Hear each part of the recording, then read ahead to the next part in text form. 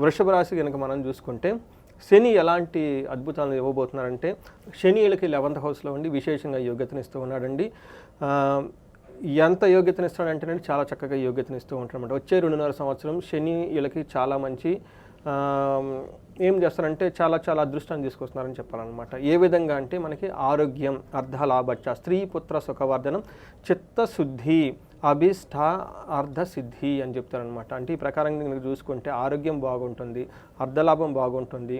తర్వాత స్త్రీ పుత్ర సుఖవర్ధనం అంటే ఫ్యామిలీలో లేడీస్ అయితే జెంట్స్, హస్బెండ్ అయితే వైఫ్, వైఫ్ అయితే హస్బెండ్, వాళ్ళు బాగుంటారు. పుత్రులకు సంబంధించిన విషయాల్లో చాలా అభివృద్ధి ఉంటుంది.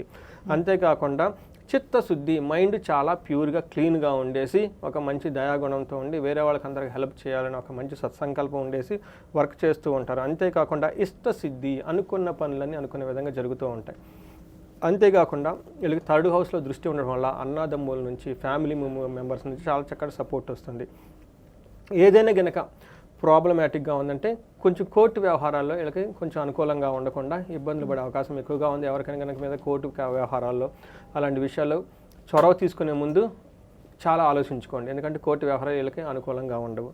అందుకని గురువు కనుక చూసుకుంటే వీళ్ళకి గురువు 2nd హౌస్లో ఉంటూ ఉన్నారండి. దాదాపు వీళ్ళు 1 ఇయర్, మే నుంచి మళ్ళీ వచ్చే 1 ఇయర్ వరకు వీళ్ళకి గురువు 2వ ఇంట్లో ఉండడం వల్ల ధన ప్రవాహం చాలా బాగుంటుంది.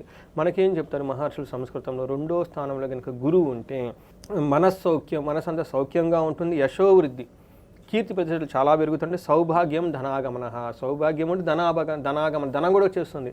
ఇందాక శని ధనం ఇస్తున్నారు, వీళ్ళు ధనం ఇస్తున్నారు. అంతేకాకుండా ధర్మ వ్యయం, వీళ్ళకి అన్ని ఇవ్వటమేనండి, తీసుకోవడమే వీళ్ళు. నేను ఇందాక ఫస్ట్లోనే ఇంట్రడక్షన్లోనే చెప్పేస్తాను. ఏదైనా రాశి బాగుందంటే ఇది ఈ శ్రీ విశ్వవసునామ సంవత్సరంలో.